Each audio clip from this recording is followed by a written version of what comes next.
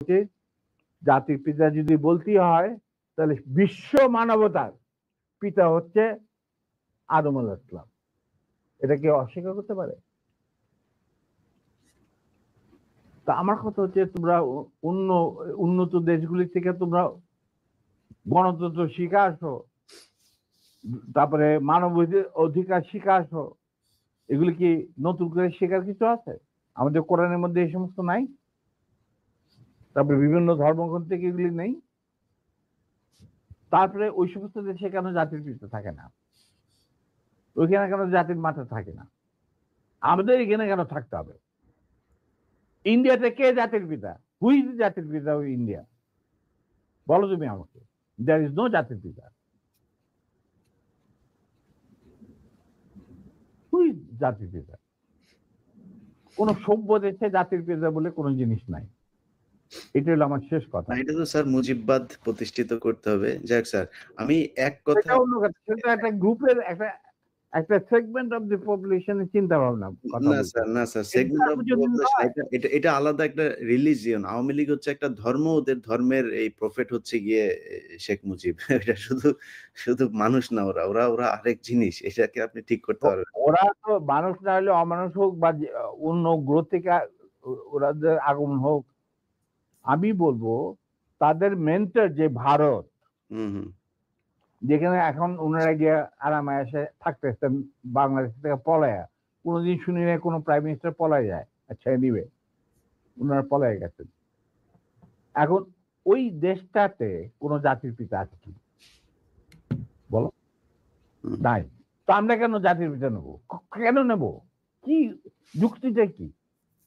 বাংলাদেশের স্বাধীনতার ব্যাপারে বা স্বাধীনতা আগ পর্যন্ত বাংলাদেশকে পৌঁছানোর রাজনীতিতে কি শুধু মুজিবের অবদান ছিল?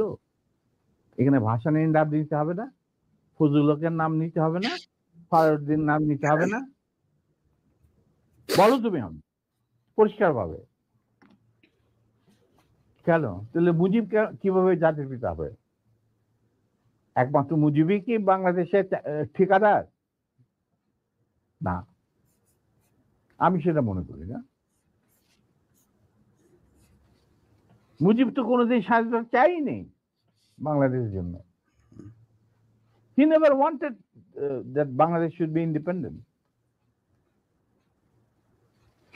আগরতলা ষড়যন্ত্র মামলা টামলা এই সমস্ত আবল তাবল কথা বলে, কিচ্ছা বলে।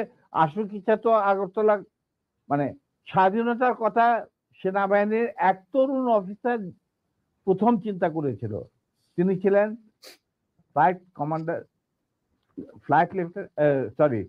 Commander ওয়াজেম Hossain, Pakistan নেভির চৌকুশ officer. জি স্যার, অনেক গুরুত্বপূর্ণ কথা আছে যেগুলো মানুষ শুনতে চায়, সেখানে যাই। আমি কথা হচ্ছে যে শোনো, যার যা প্রাপ্য তাকে সেটাই দিতে হবে, সেই মর্যাদা দিতে হবে, নাহলে এটা মুনাফিকতা। না, আমি আপনার কাছ থেকে আমি ধারণা করছিলাম যে আপনি হয়তো শেখ মুজিব সম্পর্কে অনেক বাজেভাবে কথা বলবেন, কিন্তু আমি আপনার রেসপেক্ট এবং শালীনতা দেখে খুবই অভিভূত যে আপনি যথেষ্ট সম্মান নিয়ে আওয়ামী লীগের শেখা উচিত যে মেজর ডালিম সম্পর্কে তারা যা শুনেছে এতদিন, সেই মেজর ডালিম একবারও শেখ মুজিব সম্পর্কে বাজে কোনো ভাষা বলে নাই বা তাকে নিয়ে কটাক্ষ করে কোনো কথা বলে নাই। যাই হোক, তো আমরাও স্যার এটাই বলে আসছি যে আমরা কাউকে অসম্মান করতে চাই না। আরেকটা কথা শুনতে, এই কথাটা যখন তুমি বললেই, তাহলে আমার বইতে পরিষ্কার লেখা আছে মুজিব পরিবারের সাথে আমার কি সম্পর্ক ছিল। ঠিক আছে, ব্যক্তিগতভাবে বা পারিবারিক ভাবে আমরা কিন্তু তার সাথে বিচ্ছেদ করি নাই। আমাদের যখন চাকরি থেকে বের করে দিলেন পিওন আইনের মাধ্যমে, ওই যে বিচার করলেন গাজী গোলাম মোস্তফার ঘটনাকে কেন্দ্র করে, আমরা মেনে